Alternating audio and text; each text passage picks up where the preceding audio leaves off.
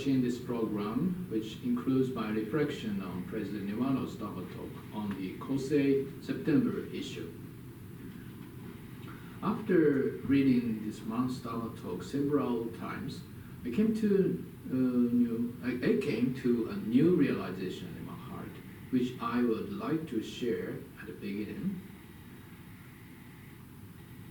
When I read the talk as a kind of guidebook on how to perceive all phenomena or advice for spending each day with a sense of happiness as presented by our president, I felt as if I could get closer to the very core of the message, what the president truly wanted to convey through his words. Through a rare and precious karmic connection, we are born into the Saha world in this lifetime.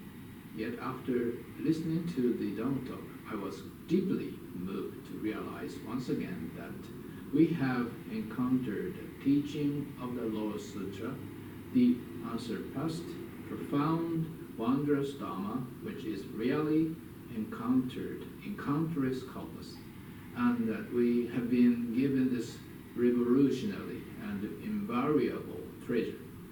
This teaching enables us to be reborn while still alive. The more I reflect on it, the more I feel that meaning the Lotus Sutra is extraordinary and a rare blessing. Holding that sense of wonder firmly in my heart, I listened to the President Dharma talk once more, and I recognized a single thread of message woven within it, one that I had not fully understood before. Suppose I were to put it in a single place. In that case, it might be called the wonder of perceiving the true aspect of all phenomena, the importance of receiving and embracing all things, all phenomena, without letting ego-centered view or attachments distort them. In other words, it may be expressed as the difference between perceiving the encounters before us as an ordinary, deluded being was seeing them through the eye of the Bodhisattva within us. Whether we face each connection in daily life with a self-centered view, ego view, or calm, proper understanding, right view, makes a noticeable and profound difference in a chain of causes and effects unfolding. As we pass through the seasons of life, various emotions naturally arise, and the way we face them determines our fate. The present shows us the perspective that leads us toward wholesome outcomes. He teaches us the feeling of the regret or self-reflection often arise in the later half of life, yet these can be embraced as fruits, harvest of experience, preparing us for the winter of life. The message I received is that we should learn to view such emotions not as bitterness or frustration, but as a ripened fruit, and face them calmly and clearly. Furthermore, the President illustrates this with the autumn harvest, chestnut, and persimmons. If we simply dislike them, calling them bitter, prickly, and painful, they will never nourish us. But if we change our view and accept even the bitter moments of a part of our harvest, they can become a part of what sustains us art. By welcoming them in this way, we see them as a great fruit of season and the richness that only appear at a particular time of life. Through this, the President clearly shows us the directions of the heart, which freely receives life's experiences. In the section of the sites of the Analects, the Confucius discussed the stages of inner growth that come with age. The President reflects on his current stage. He honestly expressed a great gratitude that Even if his present reality may not fully align with what Confucius described, it still inspires a desire to reach that growth stage. This is an important example of how we are encouraged to focus on a positive outlook. Even in situations that may seem negative at first. Lastly, the president shared from his own experience that even now, in his later years of life, maintaining the spirit of learning invites new encounters. This, in turn, brings joy and inspirations. And even in the autumn stage of life, it grants the wisdom to enjoy the winter to come.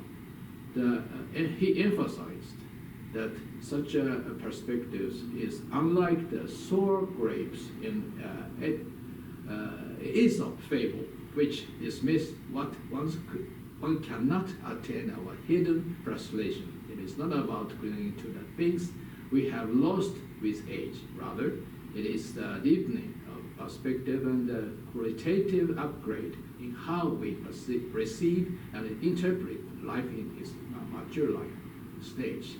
This outlook resonates precisely with the worldview of the Lotus Sutra, particularly in the lifespan of the eternal Tathagata in chapter 16, which declares when living beings see great fires burning at the time of the end of the Kalpa, this land of mind is tranquil and calm, always filled with the heavenly beings and humans.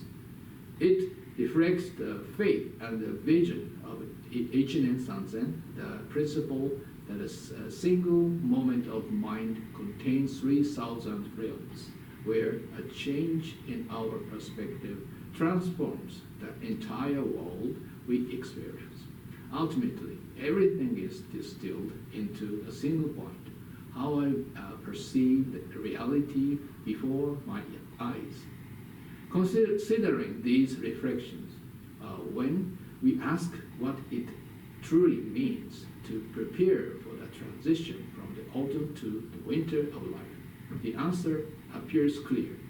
During this season of life's harvest, we are encouraged to internalize the teaching of the true Dharma, make them our own, and enjoy the fruits of diligent practice. A vigilant sense of fulfillment, a liberating sense of openness, both stemming from the right view and deepening our understanding. I want to take this time as a rare and valuable opportunity to experience those fruits fully.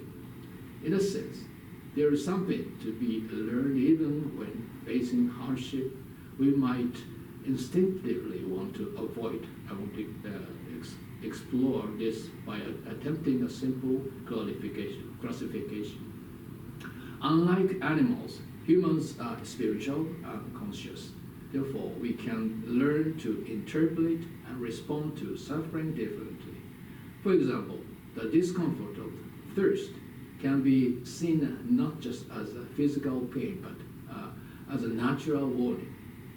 If felt unattached, untended, your body will fall out of balance. Simply, the pain of a stomachache or headache can be understood as a sign of illness, a message from the body that something is wrong, you need to rest, take medicine, or see a doctor. If you ignore this, it may become something serious and irreversible.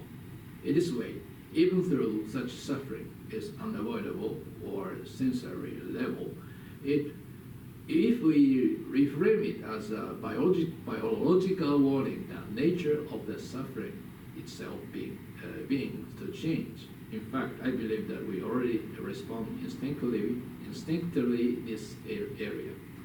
As described in the Sutra Innumerable Meaning, Chapter 3, to those who are deeply attached, it gives rise to the mind of letting go.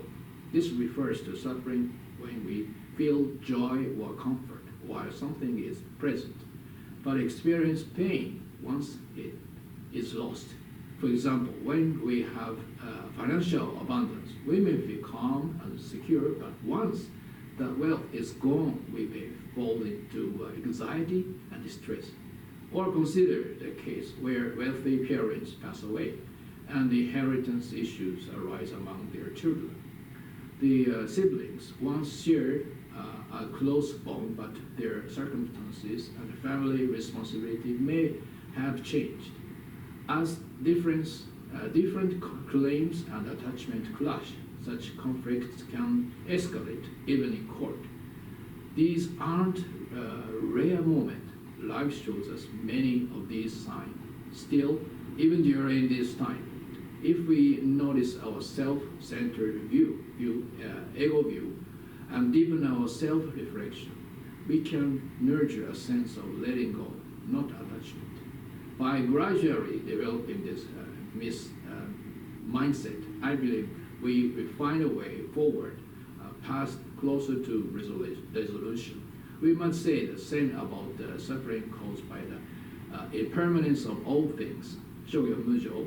No matter how much we wish to stay forever young, aging inevitably brings limitations to our bodies. Our legs and backs may weaken, no matter how strongly we desire to remain beautiful.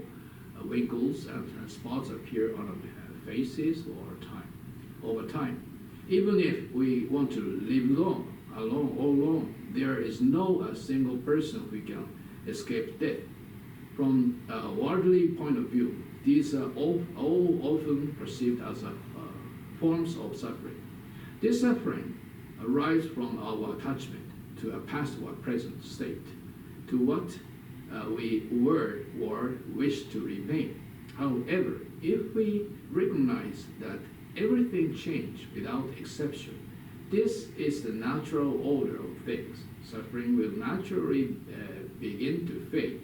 In other words, if we fully embrace the perspective of proper understanding, shogen, the suffering caused by the attachment will inevitably decease.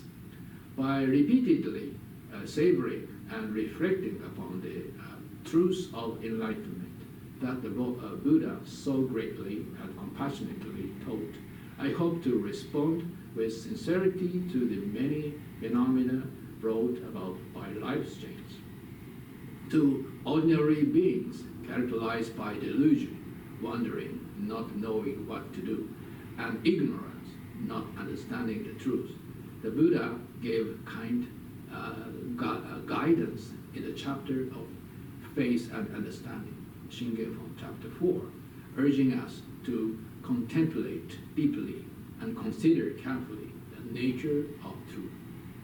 The meaning of this quite clear. All phenomena that arise come into being through the union of cause and conditions. Therefore, when those causes and conditions cease, the resulting phenomena will also disappear. To be constantly caught up in the ups and downs of each passing event, rejoicing or lamenting depending on what appears before us, is to be swayed by external conditions. This is a foolishness of lacking wisdom, and I aspire to deepen my self-reflection through this understanding.